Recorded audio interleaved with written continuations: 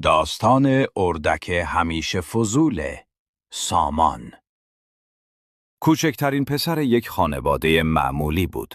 پسری با ذهنی کنجکاو، از همانهایی که دنیا را کمی متفاوت‌تر می‌بینند. یک روز وقتی فقط 7 سال داشت، با پول توجیبی هایی که هفته‌ها جمع کرده بود، از مرد دوره‌گردی که کارتون پر از جوجه و اردک داشت، یک اردک کوچک خرید. اردکی با پرهای مشکی و زرد، شبیه خودش، پر از سؤال. اسمش را گذاشت پرک. از همان روز اول معلوم شد پرک یک اردک معمولی نیست. هر جا می رفت سرش را داخل هر چیزی می کرد. روی دفتر مدرسه سامان می نشست، صفحات را با نوکش ورق می زد یا وقتی صدای آب می آمد خودش را سریع می رساند که اگر ظرف سبزی شسته می شد. اما اتفاق اصلی یک روز عصر افتاد. پرک پشت خانه زیر پله‌های قدیمی چیزی پیدا کرد. یک جعبه چوبی کوچک با یک قطب نما، چند دکمه عجیب، یک یادداشت کج و کوله و یک نقشه نصف نیمه.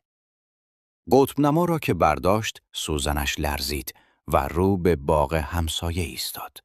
همان باغی که همه می‌گفتند تهش چیزی قایم شده. پرک هم هیجان زده قارقار کرد. انگار می گفت بریم. سامان نفسش را حبس کرد و گفت باشه، این یکی جدیه. آن روز یک پسر 7 ساله و یک اردک فضول وارد باغ شدند و چیزی که پیدا کردند گنج نبود، ترس نبود. یک کارگاه کوچک چوب بری قدیمی بود. میزهای خاک گرفته، ابزارهای رها شده، انگار صاحبش سالها پیش ناپدید شده بود.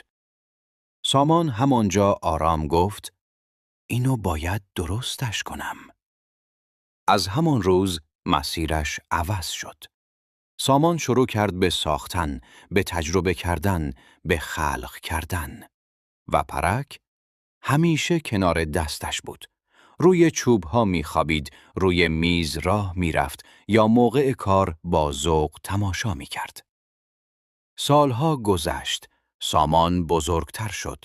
اولین وسیله‌های چوبیش را ساخت و وقتی از او پرسیدند چی باعث شد وارد ساخت و ساز شود، فقط لبخند زد و گفت یه اردک فضول، یه نقشه نصفه و یک جعبه خیلی قدیمی. بعضی وقتها مسیر زندگی را خودت انتخاب نمی کنی. گاهی یک